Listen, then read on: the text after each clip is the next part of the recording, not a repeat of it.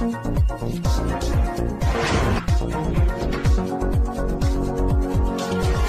Congress, NCP और शिवसेना उद्धव ठाकरे का इत्तेहाद है, वहीं पर बीजेपी शिंदे का भी इत्तेहाद है। मगर एक अजीबोगरीब बात देखने में आई।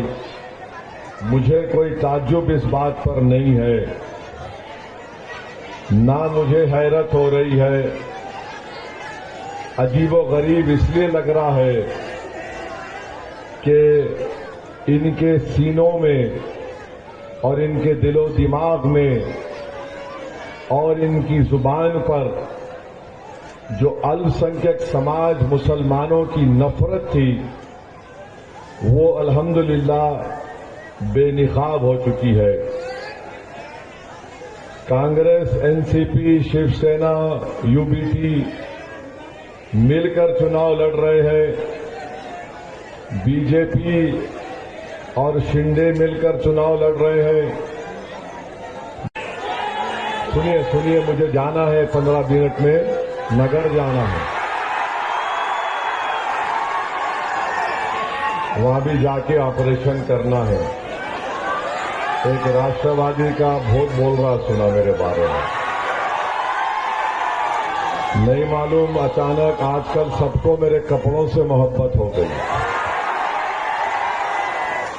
होता बच्चे अगर घर में नंगे फिरते थे होंगे बचपने में, तो मेरे कपड़ों को देखकर तकलीफ हो रही उन लोगों को।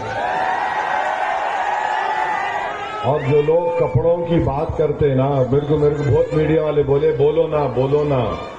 मैं बोला मैं बोलता नहीं कपड़ों पे, मैं कपड़े पहनता था, पहनता रहूंगा। क्योंकि मेरे लिए, हमारे लिए कपड़ा एक हया का मसला है।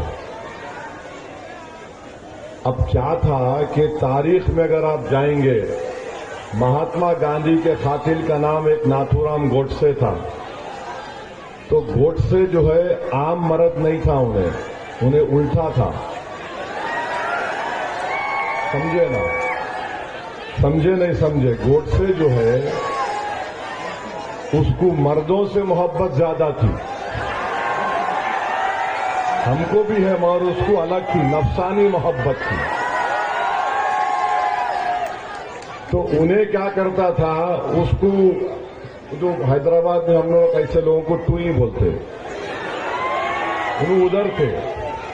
तो वो गोडसे की फितरत इन लोगों में आ गई कपड़ों को देख के। अरे बाबा, तेरे घर में अम्मा बाबा लड़ रहे तो मैं क्या करूं? तेरी जोरू तेरे से खुश नहीं है, तू वजह है, मैं नहीं हूं। याद रखो, हम बोलने पे आए और बहुत अच्छा किया कांग्रेस, एनसीपी, बीजेपी ने हर जगह मिलके लड़ रहे। मगर जब शेख माजिद के वार्ड नंबर 10 का मामला आया तो सब बोले नहीं, इन्हें नहीं जीतना, इन्हें जीता तो हमारे दर्द में, हमारे सर में दर्द बन जाएगा। और फिर जब विधानसभा का चुनाव आएगा, ये सामने आएगा। तो अब आपको ये बताने का मकसद ये है कि चाहे कांग्रेस हो, एनसीपी हो, शिवसेना, यूबीटी या शिंदे हो या बीजेपी हो, इनको हरगिज ये बात पसंद नहीं है कि अल्पसंख्यक समाज के मुसलमानों की एक लीडरशिप पैदा हो जाए। ये कभी नहीं चाहते। ये हर समाज, हर समुदाय की लीडरशिप को पैदा किए, उसको फरोग दिए पिछले 50-60 साल में। अगर किसी को गुलाम बनाया या फिर किसी को सिर्फ वोटर बनाकर रखा तो अल्पसंख्यक समाज मुसलमान है। मैं जालना के अवाम से और खास तौर से मुस्लिम अक़लियत से अपील करने आया हूं, अगर आप सिर्फ वोटर बनेंगे तो आपकी मॉब लिंचिंग होगी। अगर आप सिर्फ वोटर बनेंगे तो आपके बच्चे और बेटियां स्कूल के बाहर रहेंगे। अगर आप सिर्फ वोटर बनेंगे तो आप जिस इलाके में रहते हैं वहां पर ना रोड बनेगी, ना पीने की पानी की लाइन आएगी, ना सीवरेज लाइन जो रोडों पर बहता है, गंदगी और सफाई का कोई इंतजाम नहीं होगा। मजलिस आपसे कह रही है कि अपनी एक पॉलिटिकल एजेंसी को पैदा करिए, अपनी एक लीडरशिप को बनाइए। जिस तरह हर समुदाय ने अपनी एक पॉलिटिकल एजेंसी और लीडरशिप को बनाया, मैं आपसे कहने आया हूं कि 15 तारीख के दिन अगर आप पतंग के निशान पर बटन दबाकर मजलिस के 18 उम्मीदवारों को कामयाब करेंगे तो ये आपकी पॉलिटिकल एजेंसी होगी, ये आपकी पॉलिटिकल लीडरशिप की कामयाबी होगी। दूसरी पार्टी को आप वोट देंगे तो आप सिर्फ वोटर रहेंगे, शहरी नहीं बन सकेंगे। आपको सिटीजन विद राइट्स बनना है। ये मजलिस इत्तेहादुल मुस्लिमीन का एक बुनियादी पैगाम है। तो मैं आपसे गुजारिश कर रहा हूं कि 15 तारीख के दिन आप जहां कहीं भी पतंग का निशान आपको नजर आएगा, वहां पर बटन दबाकर अपनी पॉलिटिकल एजेंसी को, अपनी लीडरशिप को, अपने इत्तेहाद को और अपनी ताकत को आपको कामयाब करना है। ये पूरे भारत में ऐसा ही होता है। जहां पर दलित, मुसलमान, आदिवासी रहते वहां पर कोई डेवलपमेंट नहीं। वहां पर दो चीज नजर आएगी आपको, एक पुलिस का स्टेशन या आउटपोस्ट या फिर शराब खाना। स्कूल नजर नहीं आएगा, रोड नजर नहीं आएगी, लाइट नजर नहीं आएगी, सफाई का इंतजाम नजर नहीं आएगा। आपको खुली मोरियां नजर आएंगे और उसमें सुअर भागते हुए नजर आएंगे। क्यों होता है ये? इसलिए कि हम अपनी पॉलिटिकल एजेंसी को नहीं बनाए। मैं आपसे गुजारिश करने आया हूं कि आप अपनी पार्टी को मजबूत करिए, डरिए और घबराइए मत। अगर आप समझ रहे कि वो है ये कुछ नहीं, आपको अपने लीडरशिप को मजबूत करना है। और ये बीजेपी का जो राष्ट्रवाद का प्रोपेगेंडा है ना, इसको 2 मिनट में खोल के बताता हूं आपके सामने कितना ड्रामा है इसमें। चाइना, जब हम ऑपरेशन सिंदूर कर रहे थे, हमारी भारत की बहादुर फौज, एयरफोर्स, जब आतंकवादियों के ठिकानों पर हमारी एयरफोर्स हमला कर रही थी, उनके ठिकानों पर, तो उस वक्त चीन ने अपने फाइटर जेट्स दिए J-10।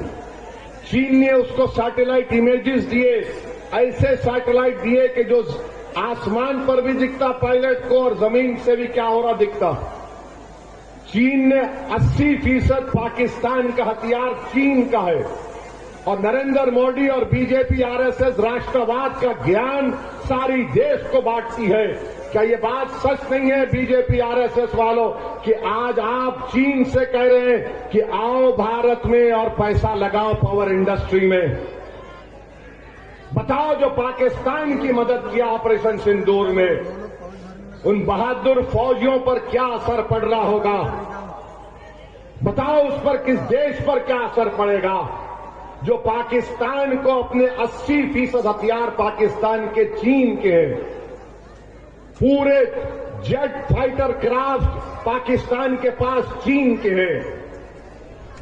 हमारे पास ब्रह्मोस था तो हमने पाकिस्तान के 9 एयरफील्ड के परचखे उड़ा दिए ब्रह्मोस से। शहबाज शरीफ का खुद इंटरव्यू है कि मैं अंडरवेयर में स्विमिंग कर रहा था तो मेरे को फोन आया कि 9 एयरबेस उड़ गए। मगर आज आप चीन को बुला रहे हैं। हम इतने गरीब हैं कि भारत के पास पैसे नहीं है पावर इंडस्ट्री में लगाने के लिए। हमारे पास इतने पैसे नहीं है कि हम दूसरे देश के लोगों को बोले आओ FDI लगाओ, मगर हम चीन को बुला रहे हैं जो आज हथियार 80% पाकिस्तान का हथियार चीन का है। ये आपका राष्ट्रवाद है, ये आपका नेशनलिज्म है। मेरे अजीज दोस्तों और बुजुर्गों, वहीं पर बीजेपी के लोग आप देखेंगे, ट्रंप कई मर्तबा बोल दिया मैं रुकाया जंग। अब ट्रंप ने यह भी बोल दिया कि भारत को अपाची हेलीकॉप्टर चाहिए था 85, वो नहीं मिल रहे थे, तो मोदी मेरे पास आके बोला, sir please can I talk to you. अब ट्रंप का नुमाइंदा कह रहा है कि मोदी ने ट्रंप से फोन पे बात नहीं की, इससे